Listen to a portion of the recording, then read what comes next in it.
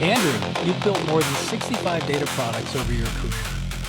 You've done SaaS due diligence, led enterprise data teams, advised CEOs on AI strategy. I want to start with a story. You told me about a healthcare company and a no-show prediction model. Walk us through that. Great. Thanks, Scott. Good to see you again. You too. Yes, this is actually an amalgam of a couple of stories that I've meshed together. But basically, it's a healthcare company that wanted to predict which patients would miss appointments. Good use case, right? Missed appointments were costing them millions per year and lost capacity. The science team built a model in 6 weeks. It looked great in the demo. And then what happened? Well, it went live, and within a month, the front desk stopped using the risk scores. Within 3 months, nobody mentioned the project in leadership meetings. Within 6 months, it was shut down. So what went wrong with the model? Well, that's the part that people don't expect. The model appeared to be accurate. The problem was everything underneath it. Meaning what exactly? Patient records lived in 3 different systems. 2 of them didn't talk to each other. Appointment types were labeled differently depending on which clinic entered them. No show meant one thing in a scheduling and something else in billing. The model was built on top of that. Okay, so the AI was only as good as the mess underneath it. Same old story. Exactly. AI doesn't fix that mess, it amplifies it. A model trained on inconsistent data produces inconsistent answers, but it delivers them with a lot more confidence than a person would. Yeah. So is this story unusual in your experience? Not really, it's the default story. Most AI Mm. projects don't fail in the model. They fail long before the model gets built. So let's break that down. What's the first place that it goes wrong? No business outcome, no defined business outcome. Somewhere along the way, we should do something with AI replaced. What decision are we trying to improve? Leadership Mm. asks for AI the same way they used to ask for dashboards, as a category, not as a solution to a specific problem. And without a defined outcome, You can't measure success. yeah. You just get a demo, some applause in a meeting, and then silence 6 months later. Okay. So what's the second cause? Fragmented data feeding the model. This is what killed the healthcare project. Executives assume AI compensates for weak data foundations. It does the opposite. Yeah. It exposes them faster and at scale. I've heard you use the term pilot purgatory before. What is Pilot that? purgatory, yes. Pilots are safe. They're also where most AI initiatives go to die. A pilot proves technical feasibility. It rarely proves organizational adoption. Companies run a pilot after pilot, celebrate each one internally, and never scale a single one into production. So why do you think that happens? Why not scale the ones that work? Because nobody defined what working meant at the onset. Without a business outcome tied to it, there's no threshold to clear, so it just sits there, technically successful and organizationally invisible. So back to this amalgamation healthcare story. The model was accurate, it looked like, but the front desk ignored it. So why exactly did they ignore it? Yeah, change management, no or absence of it. The front Mm. desk staff had years of intuition about which patients would show up. A risk score that contradicted their gut with no explanation, no trust built in advance was never going to win. AI just introduced a new technology. It introduced a new decision-making process, but nobody was prepared for that. So in a way, that's a people problem more than a technology problem. It is. Almost always, I'd say 4 out of 5 AI failures I've seen trace back to people and process, not the model itself. So let's talk about sponsorship. You said the wrong sponsor will kill an AI initiative. What does that mean? If a project is sponsored solely by IT or the data science team, it rarely survives contact with business. The sponsor, yeah, the sponsor needs to show the outcome, not the technology.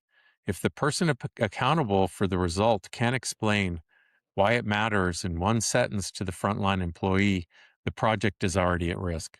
Yeah, that's absolutely true. And governance, where does that fit into the AI failure scenario? Boy, Scott, you and I have talked ad nauseum about governance. Nobody wants to talk about governance during the build. It feels like it slows things down. Then a model makes a biased decision, a wrong prediction, reaches a customer, and governance becomes the first thing everybody wishes had existed. Governance isn't bureaucracy, it's a discipline that lets AI operate safely at scale. Okay, so let's step back. You've walked through the 5 or 6 different causes here: outcome, data, pilots, change management, sponsorship, and governance. Is there a common thread that runs through them all? Yeah, Scott, there is. And it's a thing most companies skip entirely. None of those are technology problems. They're symptoms of the same root cause. There's no operating model governing how AI and data actually get built, owned, and used. So define that. When you say operating model, what do you mean specifically? Right? Let's talk about what it's not. It's not a tool, it's not a platform, Mm. it's not a governance committee that meets once a quarter. It's a system and set of rules that answers before anyone builds a model. Who owns the decision this AI is meant to improve? Who owns the data feeding it? Who signs off before it reaches a customer? How adoption gets measured? And what happens when the model goes wrong?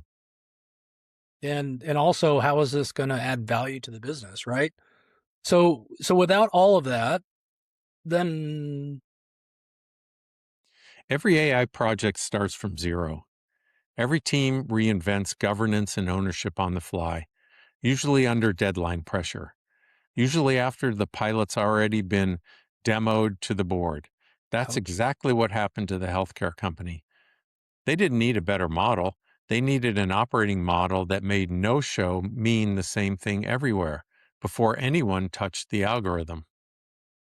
So you've called this a keystone of how you advise executive teams. It is because with an operating model in place, AI stops being a series of one off bets. It becomes a repeatable capability. Without one, you get exactly what we described today: a model that nobody trusts, sitting unused for 6 months after the launch. So if you're advising a CEO who's about to greenlight an AI initiative, what's the one question you'd ask first? What's the decision we are trying to improve? And do we trust the data behind that decision today? What's the ROI? If the honest answer is we don't know or no, the AI project isn't the first project. Mm. Building the operating model is. What happened with the healthcare company? Did they ever figure this out and fix it? They did. Eventually, we went back to the definitions first. One version of no shows, one source of truth for scheduling. Once the front desk trusted the data feeding the model, they started trusting the model.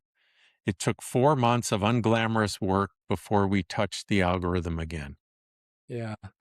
So let's stay there for a second. You just listed 6 causes today: undefined outcomes, fragmented data, pilot purgatory, no change management, wrong sponsor, and governance ignored. Do those all trace back to one root cause?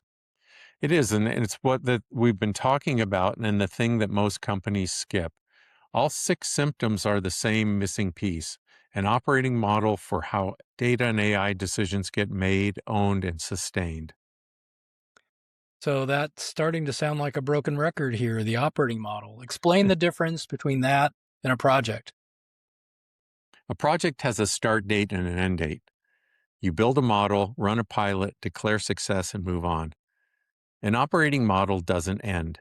It defines who owns outcomes, how definitions stay consistent across the company, how new AI use cases, or analytics use cases for that matter, get evaluated before they get funded, and how governance runs as an operating discipline instead of a reaction to something that already went wrong. So going back to the healthcare company again, when you fixed that, you weren't just cleaning data. Right. We were building an operating model underneath the data. One owner accountable for scheduling data, one definition everybody used, a process for evaluating the next AI use case before anyone touched the model. The algorithm was the easy part. The operating model is what made it stick.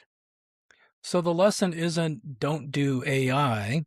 Oh, the horses are out of the barn on this one, right? The lesson is AI is not a shortcut past foundational work. It's the reason Okay. that work finally needs an operating model behind it. Every fragmented system, every undefined metric, every process built on tribal knowledge instead of trusted data becomes visible the moment you try to automate the decision. Fix the model without fixing the operating model, and you'll be back here in 6 months with a different algorithm and the same failure. Last question. What separates the companies that get this right? They're not the ones with the most advanced models. They're the ones who built the operating model first, clear ownership, trusted data, defined outcomes, governance that scales. Without that, everything else is just a demo. And with that, you stand a good chance of getting to the ROI that you expect out of your AI and data initiatives. Andrew, thanks for walking us through that. Absolutely, Scott. Anytime. If you would like to find more, you can get more information on LinkedIn, Facebook, or YouTube and look for the Bourne Intelligence. Thank you.